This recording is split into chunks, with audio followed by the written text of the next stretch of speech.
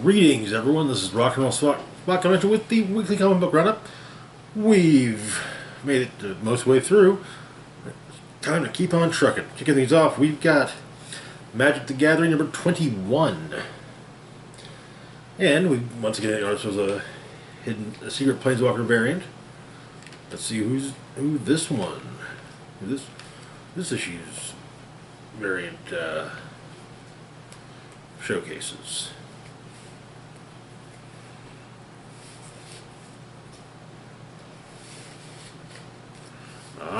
We have the lovely Miss Liliana Vess, currently known as Professor Onyx. So this issue really just kind of serves as is part epilogue to Jed MacKay's run, with him in fact having written co-written the issue, as well as a prologue to the upcoming run.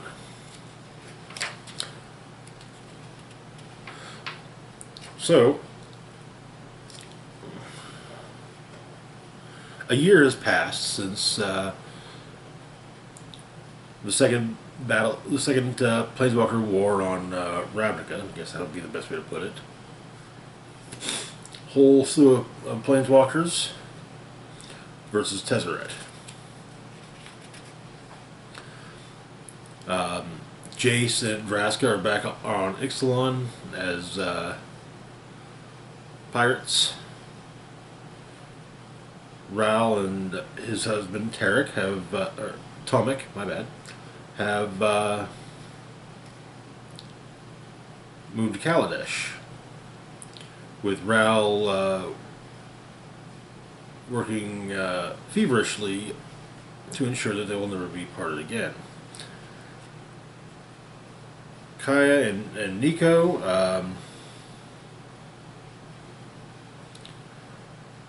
are trying to find a son of Maine, which has led to more than a few adventures. Both Garuk and Chandra have enjoyed a well-earned respite from hunting altogether.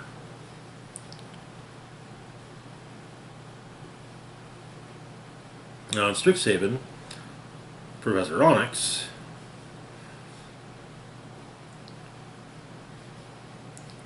has also wondered what has become of Asona.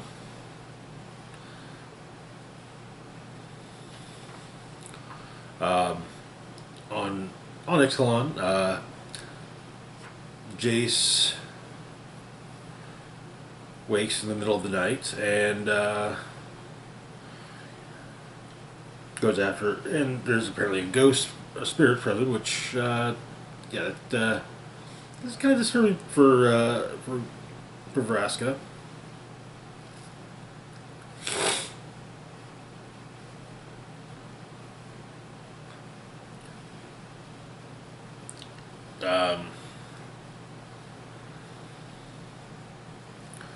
With Jay stating he's a mind mage but can't seem to make sense of his own. But suggestion comes of perhaps they need an exorcist. You know, someone who also has another planeswalker, perhaps with a connection to the ghosts. Perhaps one who also used to be a guild master on Ravnica. Kaya, yes. On Theros, Kaya and Nico are searching for Asona, and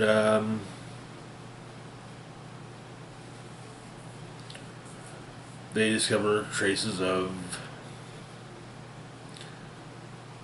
the Planeswalker Amantu the Fate Shifter. On Kaladesh, Ral is working when he has a visitor, Nahiri, who has a proposition for him. Namely, wanting him to work with Amantu and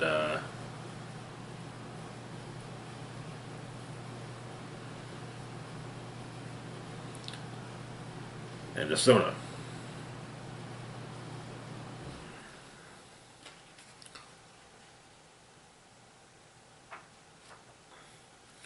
And on Strixhaven, Professor Onyx has a visitor in the form of Chandra Nalar. Which, well, quite amusing. But it's amusing watching them interact. Previously, really only seen an actual interaction between them in Magic through some of the cards in the first Kaladesh set.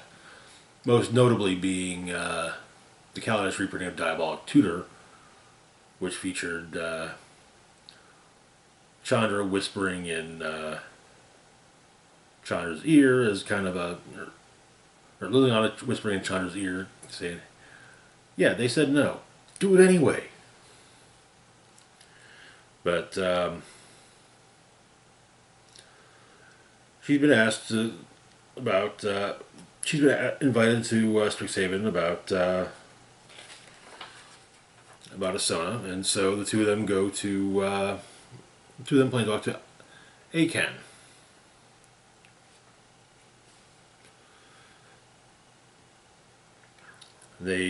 Chandra's taken to the spot where Liliana found Asona, but is now a moth in the ice.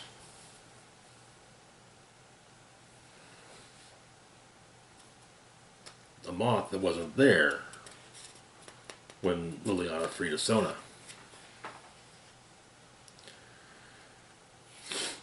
And so Chandra melts one of the frozen bodies, and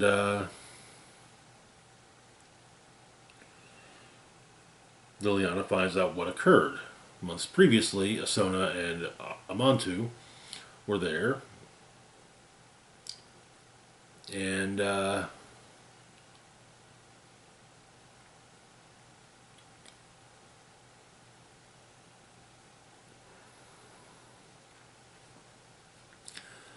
Asona is trying to restore her plane, and it seems that she thinks that perhaps Amantu can help. Now, I gotta say, I'm not too familiar with Amantu. I think the only card she's ever had was a Commander deck face card. One of the points when they had planeswalkers that could be commanders, but so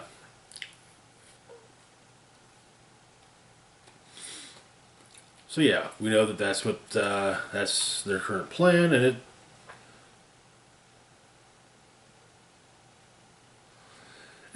that does have Chandra feeling a bit, well, not great, because, even though Asona has made errors and was in fact somewhat responsible for encasing her plane in ice, well, Liliana does want to help her. That is where the issue ends.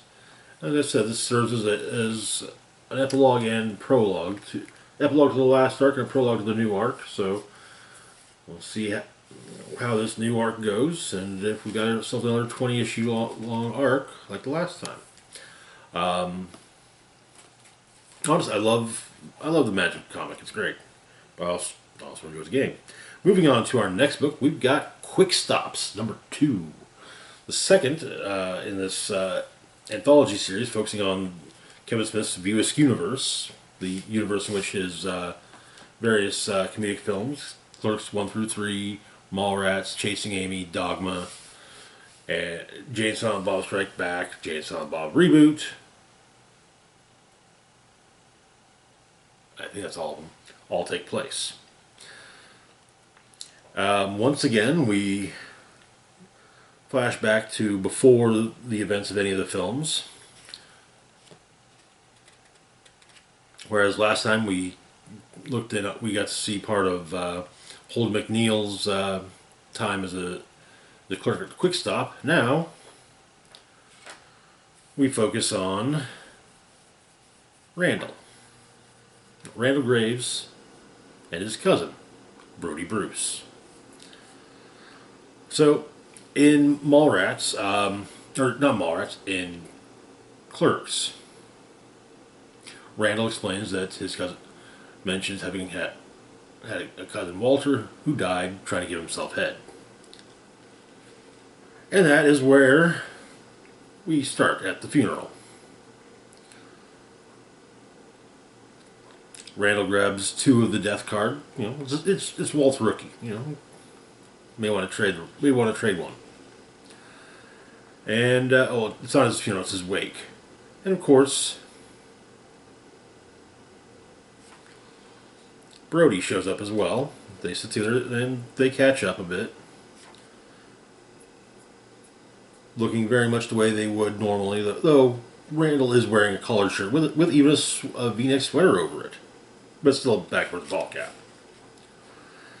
They see Walter at the wake, and then reminisce back to the summer of '89 after watching Batman. They decided to try and be vigilantes in the Tri-City area,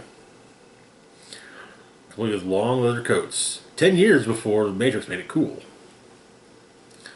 But they really just didn't know what to do if they actually, caught someone, and then, well, crime hits them. A bunch of paint suddenly splashes on the windshield of their car. Paint that appears to have taken on the form of a giant dick.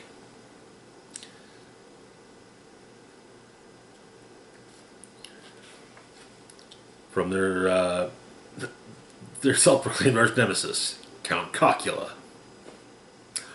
Cousin Walter. He takes some pictures of the whole thing, and then, they head to Walt's house and walk in on him trying to do what got him killed. And snap some pictures of him trying, but the 3 of them talk and a little bit, so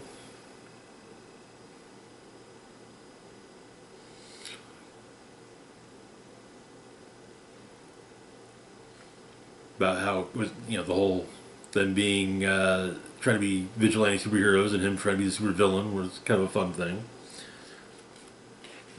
And then Randall and Brody part ways. Brody's headed to the mall, and Randall's got an interview at RSC Video. And that is where our story ends. I'm really digging this. I've got all of them up, all the VSQ movies up through Clerks 2. I watched Jane and Silent Bob Reboot. I've yet to watch Clerks 3, though I don't own either one.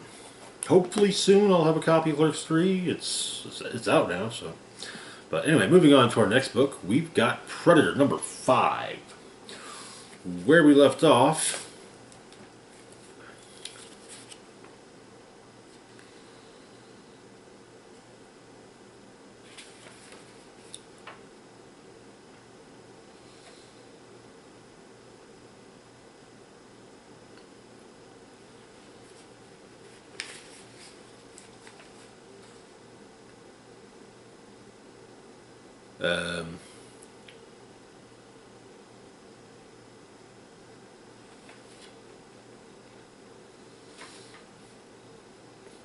our heroine was nearly killed by a predator,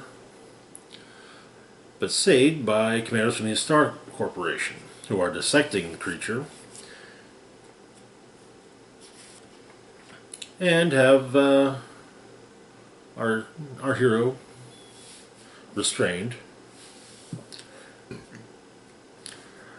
But they inform her that they're taking back the ship, as it is a Star company, and everything on it is a Star property, as is everything on board. Any research that she did was done with the Star materials, and so therefore is a Star property.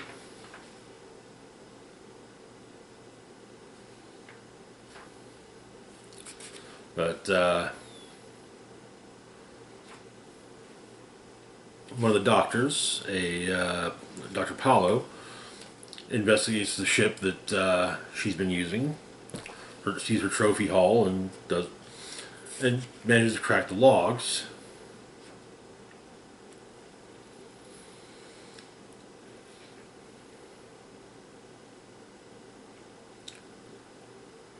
But yeah, they're still intending to. They're not pressing charges against her, but she's still not getting let off on her own recognizance, and they are taking her ship.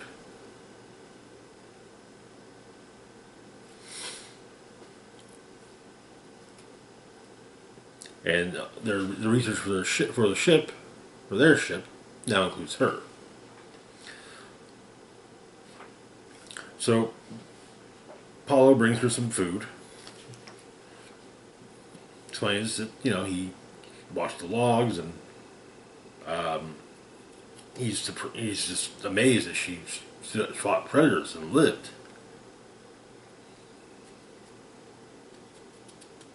In fact, she's even killed some of them. But she smacks him in the face with the drink that he brought her, and then gets out. Tries to make her way back to her ship, but security stops her. However, something is amiss. The ship is under attack. Apparently, by Yautja. And that is where the issue ends. This has definitely a series I've been enjoying. I've been a fan of the Predator franchise for some time. I think it was probably. I think I saw Predator 2 before I saw Predator 1. So, but that was still, like, okay, I like, I like the idea. So, yeah. There's been some rough spots. The Predator, but otherwise, I kind of hope that maybe that maybe we are able to get some crossover-ish action between the Predator series and the Alien series, but not holding out too much hope. Moving on to our next book, though, we've got Star Wars: Hidden Empire #2, where we left off. Lady Kira had told the Emperor her grand plan, and seemingly the Vermilion was then destroyed for that, with the Emperor believing she was on board. She was, however, not on board. But the Fermat cage, the Archivist and Co had tried opening, and Vader and the Emperor felt it through the Force. But Lady Kira is on a ship with some allies. And they're heading to a safe house. A safe house which is basically which is codenamed Dawnfall Base, and has, well, a small fleet of ships for Crimson Dawn to use as a last resort.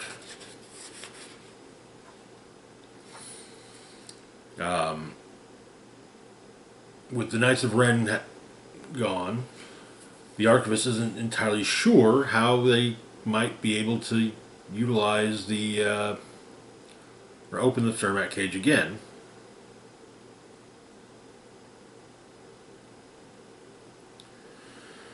And so, but Co has some thoughts. Though she's initially just like, no, I'm out. I'm not dealing with this. I'll go hang out with Sana Staros. But the Archivist offers her a Sith Lord's cloak, and, well, yeah, Co's sold. Vader receives orders to go after the Archivist from the Emperor. And once again, the Archivist and Co. attempt to open the Fermat cage, and this time it's not just the Emperor and Vader that feel it, but also Luke and Yoda. However, attempting to open the cage is basically seemingly force choking Co. and the Archivist. Because of their attempts at opening the cage, the Emperor is able to find out exactly where they're at.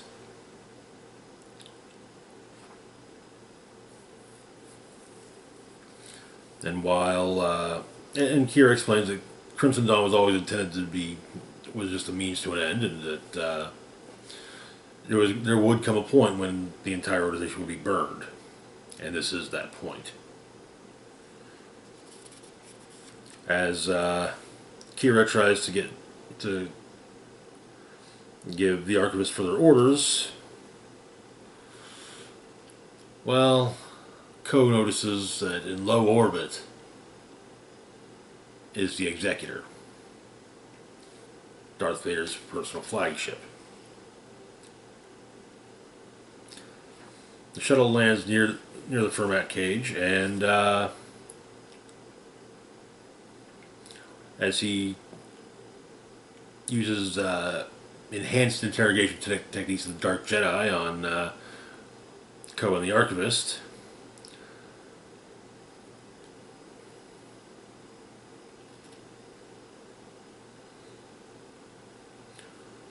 well, the allies that Kira was with earlier show up to save their skins. And well, Vader just says, "Fine, I'll kill you. I'll kill the four of you first." And that is where the issue ends. Maybe not those exact words, but yeah. Hidden Empire, the whole Crimson Dawn saga in the Star Wars comics has been great. I've been really enjoying it. I've been enjoying the comic, even the ones that aren't directly connected to the Crimson Dawn saga. So yeah, moving on to our last promote, we got the Nocterra Val Special. That's right, Nocterra's back for the one shot again. So we go with this. All right, where we left off in Nocterra, Sundog Convoy had attacked the base known as Luna, hoping to, at least, if nothing else, find out how to get to Eos. During everything, however, Val was seemingly turned.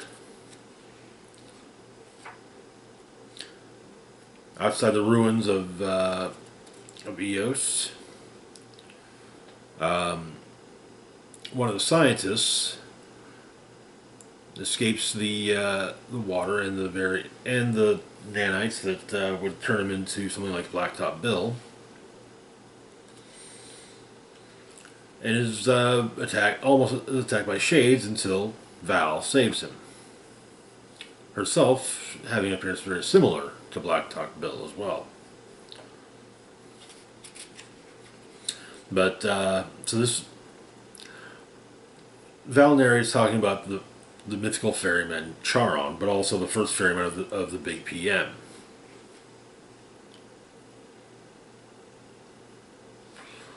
Val and her brother were kids.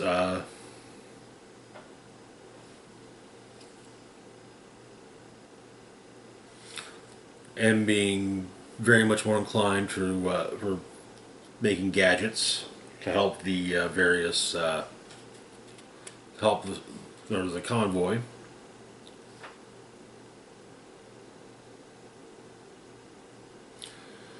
But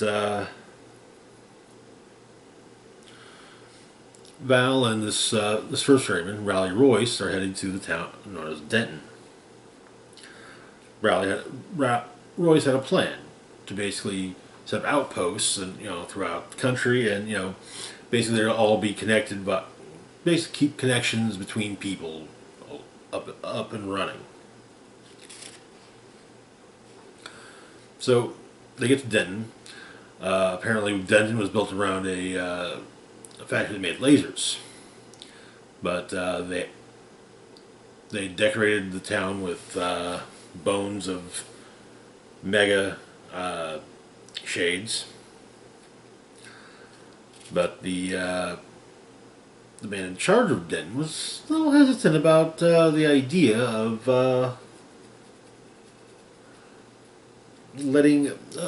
being basically a ferry point.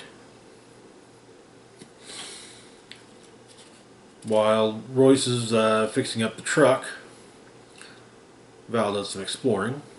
In the present, Val makes it to another one of the way stations, and basically does what she can to help her traveling companion, one of the scientists from the scientist from earlier, make it, recover from his injuries. Though there are apparently some snake shades outside. In the past, Val does some exploring of the town and ends up finding a meat locker filled with dead bodies, and some not quite dead bodies. Apparently, the people of Denton were killing and eating travelers. Royce and Val escape.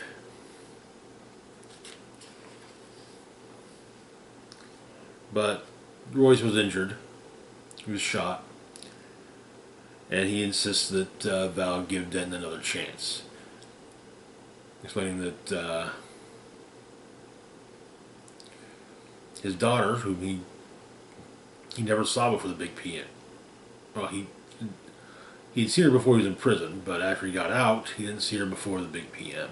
And she's gone, so... He's trying to get Val to give Denton a second chance, though.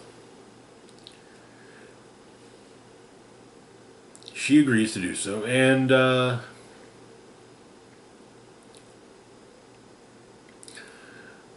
gives the leader of Denton something made by Emery.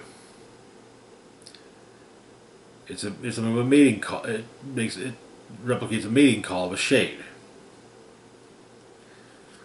After she does this, Val heads on out. In the present, she's continuing on down the road, trying to find Eos. That was Luna that they attacked, trying to find Eos. So yeah, but that is where the issue ends. When issue 12 will come out is anyone's guess at this point, I'd say. Hopefully soon, but I ain't holding my breath. Anyway, that is going to do it for now. As always, feel free to like, share, and subscribe. Links to my Facebook, Twitter, Patreon, and PayPal can be found in the description box down below. This is Rock and Roll Spock signing off, saying, live long and rock hard.